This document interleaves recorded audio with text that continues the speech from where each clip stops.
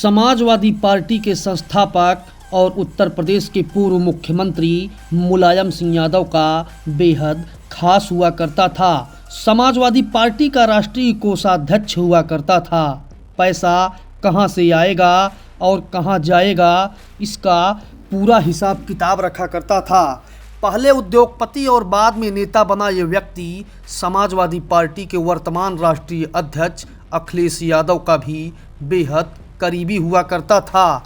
लेकिन वक्त ने करवट बदली और एक दौर में समाजवादी पार्टी का पूरा हिसाब किताब रखने वाले व्यक्ति ने ही आज अखिलेश यादव का पूरा हिसाब किताब गड़बड़ कर दिया है। जी हाँ, हम बात उत्तर प्रदेश में होने वाले राज्यसभा चुनाव में भारतीय जनता पार्टी की तरफ से घोषित 8वें उम्मीदवार संजय सेठ की कर रहे हैं। वही संजय सेठ जिनको भारतीय जनता पार्टी ने अपने 8वें उम्मीदवार के रूप में उतारकर उत्तर प्रदेश के 10 सीटों के लिए होने वाले राज्यसभा चुनाव को दिलचस्प बना दिया है। यह वही संजय सेठ हैं जिन्हें समाजवादी पार्टी ने 2016 में राज्यसभा भेजा था, लेकिन 10 अगस्त 2019 को राज्यसभा सदस्य रहने के दौरान भारतीय जनता पार्टी की सदस्यता ली और फिर राज्यसभा से इस्तीफा दे दिया और संजय सेठ की ही सीट पर बीजेपी ने फिर से उन्हें राज्यसभा भेज दिया।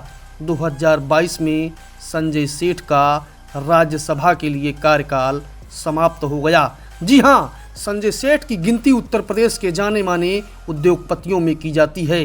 कहा तो यह भी जा रहा है कि राज्यसभा जाने के लिए भाजपा के पास उम्मीदवारों की एक लंबी कतार थी, लेकिन संजय सेठ ही थे जिन्होंने शीर्ष नेतृत्व को इस बात के लिए आश्वस्त कर लिया कि यदि राज्यसभा के लिए उनको 8वां उम्मीदवार भी बनाया जाता है तो वह अपने लिए वोटों का जुगाड़ कर लेंगे।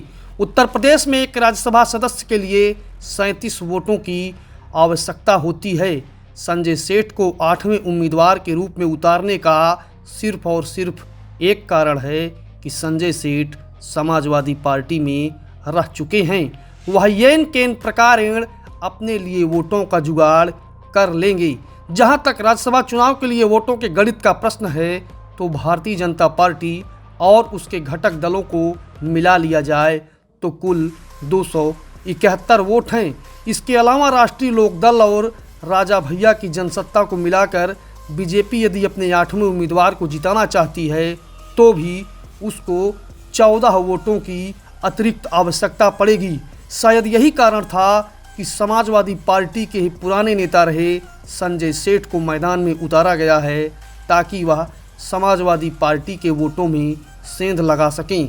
कांग्रेस के 2 और अपने कुल 108 वोटों के सहारे रहने वाले अखिलेश यादव के लिए सबसे बड़ी समस्या यह है कि जहां उनको अपने तीसरे उम्मीदवार को जिताने के लिए सिर्फ एक अतिरिक्त वोट की आवश्यकता थी, वहीं पर उनको अपने और घटक दलों के 14 विधायकों को संभालने की भी समस्या आ गई है। समाजवादी पार्टी ने अभिनेत्री जया बच्चन, उत्तर प्रदेश के मुख्य सचिव रहे आलोक रंजन और रामजी लाल सुमन को राज्यसभा का प्रत्याशी बनाया है। 27 फरवरी को होने वाले राज्यसभा चुनाव के दौरान यह देखना दिलचस्प होगा कि कभी समाजवादी पार्टी का हिसाब किताब रखने वाले संजय सेठ अखिलेश यादव के हिसाब किताब में गड़बड़ी कर पाने में सफल हो पाते हैं या फिर समाजवादी पार्टी के राष्ट्रीय अध्यक्ष अखिलेश यादव अपने तीनों प्रत्याशियों को राज्यसभा भेजने में कामयाब हो पाते हैं।